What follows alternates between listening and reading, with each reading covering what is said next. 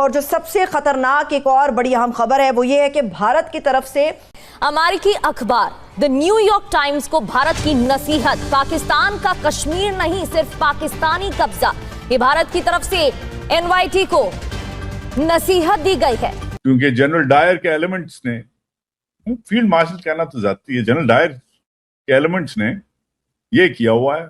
लाशें जो हैं वो उठाई जा रही हैं। कि इंडिया की Kashmir is more integrated into the Indian system. अब तो वो कॉन्स्टिट्यूशनली भी इंटीग्रेटेड हो गया।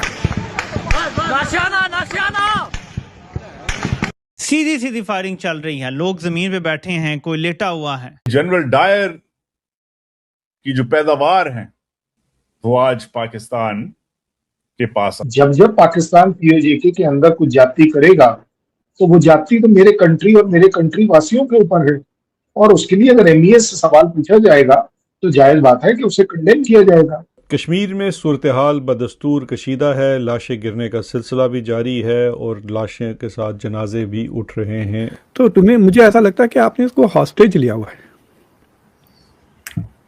It is like you are उसको लिया और फ्रीज कर दिया उसको एज ए क्योंकि आपका कश्मीर जो आपके पास नहीं है, उस कश्मीर के लिए आपके पास जो कश्मीर है आप उसको बुरी तरह ट्रीट कर रहे हैं। इसके हवाले से गुज़श्ता 48 घंटों में जो नारे लगे मैं आपको सुनवाता हूँ। कल्चरली, इकोनॉमिकली बहुत ज़्यादा इंटीग्रेटेड है कश्मीर इंडियन साइड। नमस्कार दोस्तों, जय हिंद। जैसा कि आज की क्लिप में आपने देखा, भारत पीओके को लेकर अमेरिका से सीधा भिड़ गया। दरअसल मामला इस बार अमेरिकी अखबार द न्यूयॉर्क टाइम्स की रिपोर्ट का है, जिसमें पीओके को पाकिस्तानी कश्मीर कहा गया था। इस पर अमेरिका में भारतीय दूतावास ने तुरंत आपत्ति जताते हुए कहा कि पाकिस्तानी कश्मीर जैसी कोई चीज़ नहीं है, सही शब्द केवल पाकिस्तान अधिकृत कश्मीर यानी पीओके है। दूतावास ने यह भी दोहराया कि जम्मू कश्मीर और लद्दाख भारत के अभिन्न और अविभाज्य हिस्से हैं और इसमें कोई बदलाव नहीं हुआ है। दरअसल द न्यूयॉर्क टाइम्स की रिपोर्ट पीओके में चल रहे प्रदर्शनों और हिंसा पर आधारित थी। रिपोर्ट में मीरपुर में हुई झड़प और 2 लोगों की मौत का भी जिक्र किया गया। वहीं भारत का कहना है कि पाकिस्तान इस क्षेत्र पर अवैध कब्जा किए हुए है और वहां रहने वाले लोगों के साथ लगातार अत्याचार हो रहे हैं। भारत ने साफ संदेश दिया कि पीओके भारत का हिस्सा था, है और हमेशा रहेगा। तो चलिए दोस्तों, चलते हैं आज की वीडियो की तरफ। तो जब मैंने पाकिस्तान का जो अंदरूनी हाल है देखा विद रिगार्ड्स टू कश्मीर, तो मुझे बड़ी ताज्जुब हुई। तो मैंने कहा, मैं समझा था कि क्योंकि आप लोग बड़े मुस्लिम कहते हो कि कश्मीरी भी मुसलमान हैं, हम जैसे हैं, सो आई थॉट कि पाकिस्तान में जो कश्मीर है that would have been much more integrated into Pakistan than Indian Kashmir is integrated into India, ये मैं समझता था। लेकिन जब मैं करीब से देखा, थोड़ा लेंस लगा के देखा, तो then it became very clear to me कि बात उल्टी है कि इंडिया की Kashmir is more integrated into the Indian system. और ये मतलब मैं 370 के निकालने से पहले की बात कर रहा हूँ। अब तो वो कॉन्स्टिट्यूशनली भी इंटीग्रेटेड हो गया है। ठीक है, तो कल्चरली, इकोनॉमिकली बहुत ज़्यादा इंटीग्रेटेड है Kashmir in spite of all of what ever is going on in Indian side.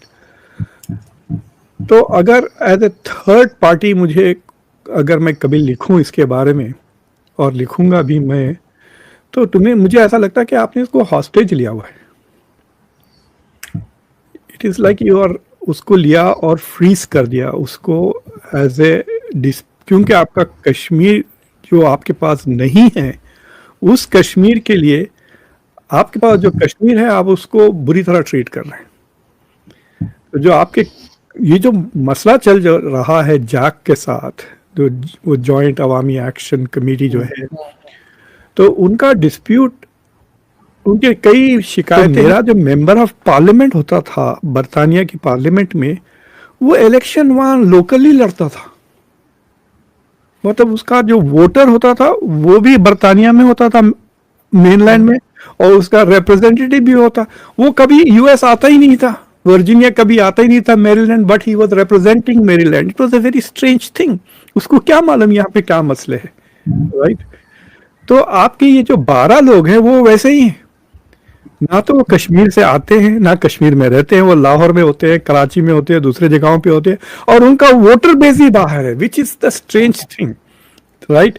तो somebody in Karachi is voting for a representative who is in the parliament कहिए या असेंबली कहिए, ये तो बड़ी अजीब सी बात है।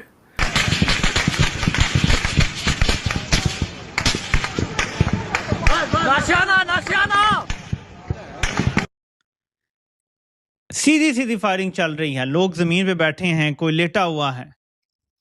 आज भी बर्बरियत रोकने का नाम नहीं ले रहे। इस मुल्क को बर्बाद करने की कोशिश करने वाले जो शख्स बर्बाद कर रहा है, इसके हवाले से गुज़श्ता 48 घंटों में जो नारे लगे मैं आपको सुनवाता हूं। मुर्दाबाद मुर्दाबाद मुर्दाबाद, किसका डर और किसका खौफ है? मुर्दाबाद मुर्दाबाद, आसिम मुनीर मुर्दाबाद के नारे लगते रहे हैं और ये गुज़श्ता 48 घंटों की बात समझ आ रही है। लेकिन अगर ये 1 महीना पहले भी लगे हैं, ये 1 साल पहले भी लगे होते। हमें कहानी सुनाई गई थी कि अयूब खान बड़ा शर्म वाला था, उसको किसी बच्चे ने कह दिया अयूब कुत्ता, तो वो फौरन ही तैयार हो गया कि मैं अब सदर बनने के काबिल नहीं हूं और उसने रिजाइन कर दिया। यहाँ पे मुर्दाबाद के नारे लग रहे हैं। ये पाकिस्तान की तारीख में पहली बार है कि आज़ाद कश्मीर में किसी सिटिंग आर्मी चीफ के खिलाफ ऐसे नारे लग रहे हों। ये फर्स्ट टाइम हुआ है। बाकी रिमेनिंग पाकिस्तान में तो पिछलों के साथ भी कुछ हुआ होगा, बाजवा के साथ भी ज़ाहिर है कि ये हुआ है, लेकिन आज़ाद कश्मीर में ये नारे लगना, इसके बाद आपने ज़रा ये देखना है। कश्मीरी हूँ मैं, रावला कोट की हूँ मैं, मेरे खानदान के 20 जनाजे हो गए, वहाँ हमारे साथ कोई इंसाफ नहीं हो रहा, हमारी लाशें तक नहीं दे रहे। दोबारा सुने, ये खातून कह रही है मैं रावला कोट की हूँ, हमारे खानदान के 20 जनाजे हो गए हैं। ये दोबारा जरा सुने। कश्मीरी हूँ मैं, रावला कोट की हूँ मैं, मेरे खानदान के 20 जनाजे हो गए, वहाँ हमारे साथ कोई इंसाफ नहीं हो रहा, हमारी लाशें तक नहीं दे रहे, हमारे सारे बच्चों को शहीद कर दिया। हमें दहशतगर्द कहते हैं, हम दहशतगर्द, यहाँ पे दहशतगर्द ले जाए। कौन कहता है कश्मीरी दहशतगर्द है? हमारे भाई दहशतगर्द है, हमारे बच्चे दहशतगर्द है, हमारी बच्चियां दहशतगर्द है, हमारी माँ दहशतगर्द है। कौन दहशतगर्द है? ये लोग दहशतगर्द है जो हमें दहशतगर्द कहते हैं।